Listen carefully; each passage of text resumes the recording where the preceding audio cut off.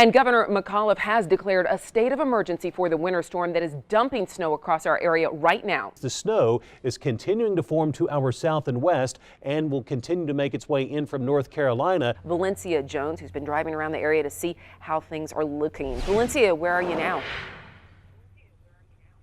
I am still out here on Lakeside Drive just past Old Forest Road, and what else is new? It's cold, it's snowing. So I've been told that this is about 3 inches of snow right here, so I'm just going to draw a 3 right here so that you can see basically about how deep this layer of snow is out here. So, and then I'm going to also show you the roads over here right on Lakeside Drive. As you can see, we've got a car coming down the road right now, actually taking their time. ABC 13's Karen Pinto has been tracking the storm on the south side. Good morning, Patty. We decided to hit the road so we can monitor these conditions for you. Now, I'm sorry I'm not looking at the camera. I'm keeping my eyes on the road. I got my seatbelt on. We're in a four-wheel drive car here.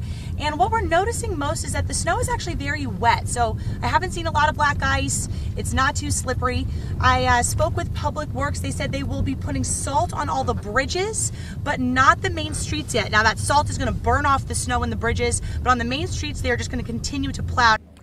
Thank you for watching our special coverage live from Appomattox 1 year after that devastating tornado came through this area, leaving behind a lot of destruction. To that fateful afternoon in February, Nancy Harris was driving home when the storm hit and a tree crashed into her car. No, the tree just fell 6 more inches and I would have been dead. A state trooper cut her out of that car and she walked away with only a back injury. I didn't find her till a little later that my husband, he was missing and my home was gone. Let's go live to Appomattox as we mark 1 year since a tornado devastated Evergreen. We were able to get supplies down to the shelters and then continue to provide the supplies that they needed for recovery. You brought water in that night. We were here within about an hour and a half with water, blankets, supplies, whatever the first responders needed, and then we went back and working with Walmart and Appomattox were able to get the other supplies we needed. We knew going into that particular day that it was going to be a violent day, or it had the potential to be a violent day, but we didn't think it had the potential to be an EF3 level violent day. It was a day I and the rest of our weather team will never forget. Multiple tornado warnings over multiple counties throughout the heart of Virginia. 3 people are now charged in a Lynchburg teenager's murder. That is breaking right now after the Bedford County Sheriff's Office held a news conference to update the investigation into 17-year-old Raymond Wood's death. A lot of new information coming out this afternoon into the homicide investigation of 17-year-old Raymond Wood. What we have learned is that his death was not random and that he did not leave voluntarily, and that it was narcotics related. 3 members of the MS-13 gang have been arrested and are facing second-degree murder charges in Wood's death. We also know all 3 are undocumented illegal aliens. They are Victor Rodas, Jose Correa Ventura, and Lisandro Vasquez. Now, Ventura was arrested on Tuesday on first-degree murder charges in the death of an 18-year-old in Montgomery County, Maryland. Now, this has been nearly a week-long investigation involving multiple agencies, including the FBI and U.S. Marshals, and all stemming from a 911 call made by a passerby on Roaring Run Road in Good Monday evening. Wood, we know this crime was not random, but why did these men kill Wood? And then are there more members of the MS-13 gang in our area? Yesterday, when we spoke with Lynchburg City Police, we were told there were no members in this city. Well, according to the release from the Bedford County Sheriff's Office, 2 men, 19-year-old Victor Rodas and 21-year-old Jose Correa Ventura, are listed as living in Lynchburg. And with Wood not leaving Lynchburg voluntarily, what does that mean happened to him? Was he possibly abducted? Still a lot of questions that are supposed to be answered and hopefully will be. The sheriff made it very clear that this investigation is still ongoing. This weekend, Virginia Tech is reflecting on the vibrant lives of the 32 students and faculty who were tragically killed 10 years ago today. Up for tonight's candlelight vigil, and earlier today at that commemoration, President Tim Sands and Senator Tim Kaine reflected on the moments immediately after the shooting and also the lives lost. Ryan Christopher Clark. Caitlin Millar Hammerin. Like many of the people listening, Virginia Tech President Tim Sands will always remember the moment he learned 32 people lost their lives. As a father, a university professor, and administrator, The loss that these families and this community experienced was unimaginable to me. Halifax County officials say that they are in a waiting game. They need the water to recede before they can start the cleanup. ABC 13's Kelsey Metzger is live tonight from one of the worst hit areas. Kelsey. Danner, we're at an intersection on Highway 58 in Riverdale. You can see that officials still have it blocked off right here for now, but that hasn't stopped folks from coming by and taking a picture to document the damage. No traffic in sight, just a lot of people taking their shot of history. I've been going around taking photographs of South Boston over here in Riverdale, and been going to Halifax taking the pictures of the banister that has flooded. It's a devastating outcome whenever something like this happens, and not just for the business owners directly impacted. Surrounding businesses will soak up some of the financial losses. If you walk across the bridge on Hill Matthews Highway in South Boston, you'll run right into a wall of water from the Dan River. This sign that reads, "Road subject to flooding," is like a foreshadowing of what took place over the last several hours.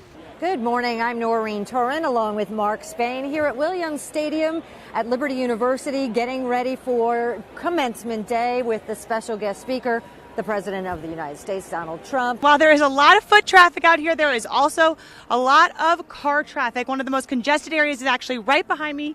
You can see here 460 West is pretty backed up, bumper to bumper, and it's turned into a single lane traffic right now. Here to my right, on the corner of Wards and Harvard, we have a group of protesters who we're going to go talk to in a little bit, and we'll have an update on exactly what they're protesting. And we are back here in Williams Stadium as those graduates are walking behind me here, pomp and circumstance. And look at this crowd that's out here today. They are expecting between 35 and 45,000 people to watch these graduates here at Liberty University. We understand the president is getting much closer. We want to head out to Katie ABC, Brooke. right. Let's go out to Katie. Katie, what are you seeing from your vantage point out there? Yes, Mark, Air Force One is on its way. It is coming in right now. We're told he will be landing in 2 minutes. 2 minutes, the president will be landing here and touching down. He came here as a candidate back in January and talked at convocation, trying to fire up the base here to vote for him. And now we can see the president of the United States deplaning at Lynchburg Regional Airport. Good evening. It's been 10 years this week since Jerry Falwell Sr. passed away. His contributions to the area are well known. Liberty University, Thomas Road Baptist Church, and more. Tonight, in a story you will only see on ABC 13, a poignant and personal look back at the man who meant so much to this area. We are happy to be here with the Falwell children, and I've got to ask you about your father, of course. Jeannie, I'm going to start with you. Tell me a little bit about your dad. What kind of a guy was he like? Dad was always very loving, loved to have fun, always joking with people. He always wanted to be a yes man, always wanted to do whatever he could to, to bless us, to take care of us, to encourage us, and he did that right up until the day that he died. I bought him a train horn for his car when he was getting older, because he used to run his truck up like he was going to hit somebody and stop. But he was getting older. I was afraid he was going to really hit somebody. So we got him a train horn that has this compressor. It's so powerful, it has an air compressor to pump it up. And it would scare people to death, and he'd laugh and laugh and laugh. I lived in good health long enough to see a half-century dream come true. Tonight is the Dancing with the Stars finale, and we're cheering on Forest's own Rashad Jennings, one of the finalists. He and partner Emma Slater will find out in just a few hours if they are going to be the season 24 champions. ABC 13's Danner Evans is live from a watch party at Liberty University that's just getting ready to start. Danner? Yeah, Noreen, that watch party kicks off here at the LaHaye Student Center in just about, well, kicks off at 8:30 when the show starts, but they're going to open the doors for folks starting at 7:30. Look at this, plenty of seating in here tonight. I'm told between 500 and 600 seats for this watch party. Back there, they're getting the refreshments together for you too. This is open to the public. It's open to everyone, and there's a good reason too. We want to show Rashad Jennings our support, and that we are all behind him winning the Mirrorball Trophy tonight. And look at this, people are already showing up. I want to take you outside the door here, where folks are lining up. Shh, this is a sneak peek. Come on. Oh, look, the people are already signing up.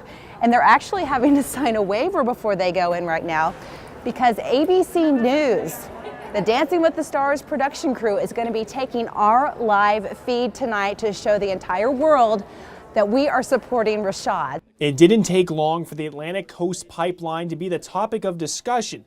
During Ralph Northam's opening remarks, a protester came out of the crowd and spoke out against it.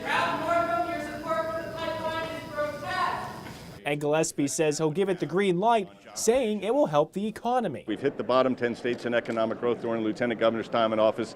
Got more people moving out of Virginia than into Virginia because of the lack of opportunity here. Ralph Northam says he would only support it if it meets regulatory requirements. I'm going to do everything I can to make sure that it's done responsibly. For almost a third of the debate, the two talked about health care, specifically the Affordable Care Act.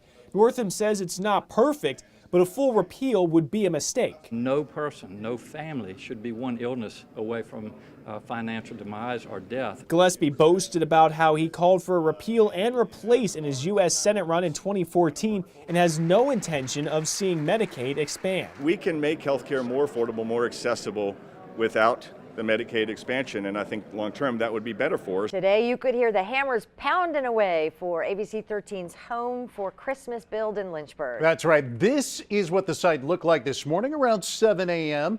ABC 13's Dana Evans has been out there working today, and now a very different look tonight with your pink hard hat on. Of course, I had a pink hard hat on because I was working on this house, hammering up this siding. The walls went up, the front door is up, the windows are in. We have a roof on this house, believe it or not. This all was done in the last 10 hours here on Ridge Avenue for the Habitat for Humanity Blitz build. They've actually been out here since October clearing the land, but I'll tell you what, they have done some marvelous work in the last 10 hours. And it is all for this lady right here, Darlene Tucker, who we're building the Habitat for Humanity house for you and your son. What a day this has been. What has it been like to watch it just come up from the ground up? Overwhelming, full of excitement and a lot of energy. Yeah, a lot of energy. Now, you're going to be bringing your 2-year-old son home for Christmas. Yes. What is the first thing that you're going to put up in your house? Curtains. A lot of curtains. Any minute now, our ABC 13 Home for Christmas is officially going to its new owner. ABC 13's Noreen Turin is at the site where the dedication is set to get underway. Noreen, such an exciting time for that new owner. Oh, I can tell you it is very exciting. She told me that she could not sleep last night. She was so excited. I'm standing here with the crowd behind me because I wanted to show you all the people that turned out for this dedication. Very lively call. Yeah. Everyone in this crowd had a hand in making this dream come true for Darlene Tucker and her son. And so they all came out, and I can venture to guess that this is not all the people that took part in building this home. We're going to pan around and show you the house that has come together in just 3 weeks. A little longer. They had to put the foundation and everything. But together with a blitz build that started November 29th, this home inside and out, ready to go, along with the shrubs and the things outside, and a little special surprise for Darlene and her family inside. Take a look at this house. You remember 3 weeks ago, this was just a concrete slab, and now look at it. It is just beautiful. The homeowner is inside, Darlene Tucker, right this minute, signing the official paperwork to make this her house. This house has landscaping, they even decorated some Christmas for it, all of that in just 3 weeks. And I want to show you a very important part. Right here was a huge ditch down here, and this is where Mark Spain, Dennis Carter, and I filled in dirt. I will always remember digging the dirt and filling in this huge ditch for Darlene Tucker. Today, dozens of volunteers, just a portion of the many that worked on this house, came out for a dedication for this house and a very special milestone for Greater Lynchburg Habitat for Humanity. It's wonderful to see all of you here. Thank you for coming to help us dedicate this house, Greater Lynchburg Habitat's 300th home. That is indeed a milestone. Darlene Tucker got to cut the ribbon on this house, and I had the distinct honor of being able to hand her the keys to her new house